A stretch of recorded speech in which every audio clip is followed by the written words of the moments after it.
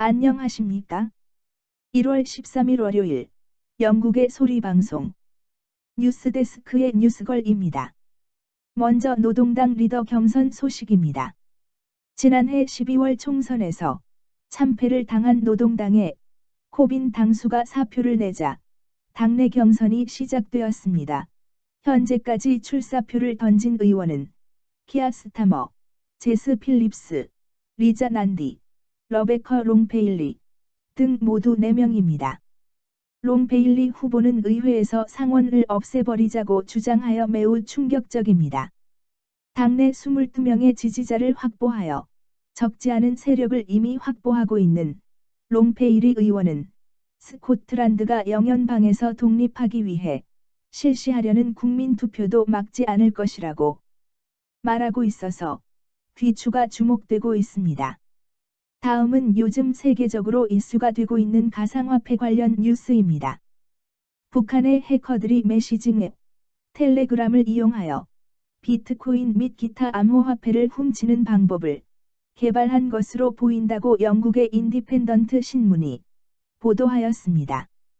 기사에 의하면 모스크바에 본사를 두고 있는 카스퍼스키 랩의 사이버 보안 전문가들은 북한과 연계된 해킹 집단인 악명 높은 나자로, 네저러스, 그룹이 전 세계의 개인과 조직을 타겟으로 할 수 있는 향상된 기술을 개발했다고 밝혔습니다. 에펠 조즈 작전이라고 부르는 사이버 도적 행위는 최소한 2018년부터 진행되어 왔으며 지금까지 영국, 중국, 폴란드 및 러시아에서 피해자가 발생했다고 인디펜던트 신문이 보도했습니다. 해커들은 텔레그램 앱에서 가짜 암호화폐 그룹뿐만 아니라 가짜 암호화폐 웹사이트를 설정한 다음 사이트 및 그룹의 악성 링크가 대상자를 감염시키고 공격자에게 사용자 데이터에 대한 액세스 권한을 부여하는 방식이라고 카스퍼스키 보안 담당자는 인디펜던트 신문에 설명하였습니다. 암호화폐는 최근 몇 년간 북한 해커들의 꾸준한 목표였습니다. 전문가들에 의하면 북한이 경제 제재를 피하면서 핵무기 개발에 자금을 지원하기 위한 재정적 생명선이 암호화폐였다는 것은 사실이었었다고 신문은 덧붙였습니다.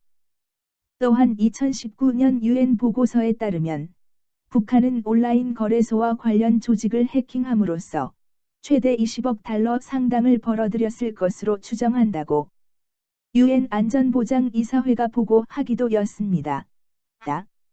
이러한 문제에 대해 인디펜던트 신문이 질문을 했으나 텔레그램 측은 아직 아무런 대답을 하지 않고 있는 상태라고 신문은 보도하고 있습니다.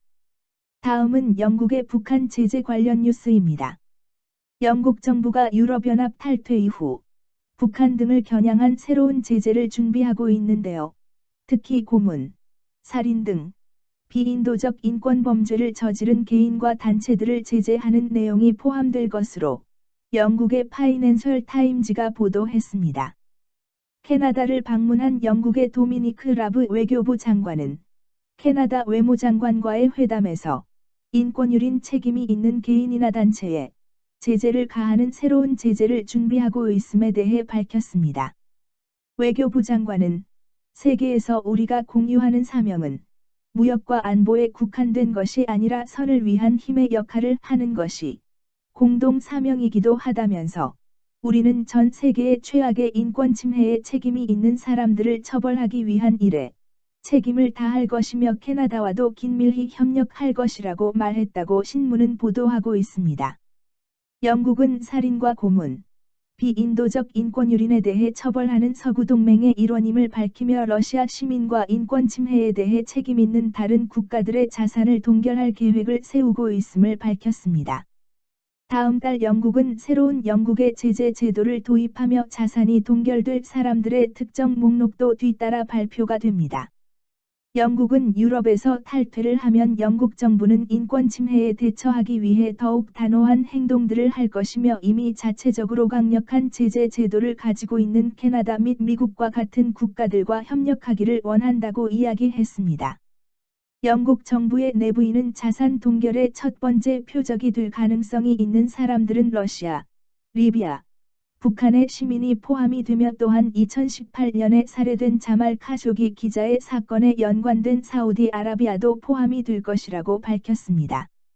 영국은 브렉시트 이후 세계적 리더십 역할을 수행할 것을 보여주고 있습니다. 외교부 장관은 마그니츠키 법에 대해 이야기하면서 미국과 캐나다는 이 법에 대한 작업을 이미 시작했다고 덧붙였습니다. 마그니츠키 법은 러시아 고위 관리들의 부패를 고발한 후 모스크바 감옥에서 사망한 러시아 변호사 세르게이 마니츠키 이름을 딴 것입니다.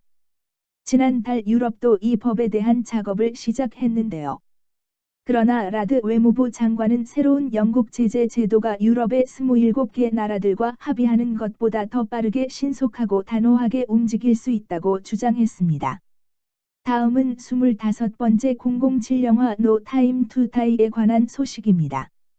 다니엘 크레이가 또다시 제임스 본드로 나오는 007 시리즈 25번째 영화가 4월 첫 주 개봉을 목표로 마지막 작업을 하고 있는 가운데 주제곡을 비욘세가 부르기로 결정하여 그녀의 남편이자 비데오 감독인 제이제트가 영화 속의 로케 지역이기도 한 이태리의 마테라시에 이미 가서 준비를 하고 있고 비욘세도 금주 중에 현지에 도착한다고 합니다. 마테라시는 이오니아식 해안을 따라 산원덕의 구석기 시대부터 만들어진 동국굴 주거지역입니다. 세계 유네스코 문화재산으로 등록된 곳이도 한 이곳이 실제 영화에도 나오는 장면이라서 테마곡 비데오도 여기서 만든다고 하네요. 시청해 주셔서 감사합니다.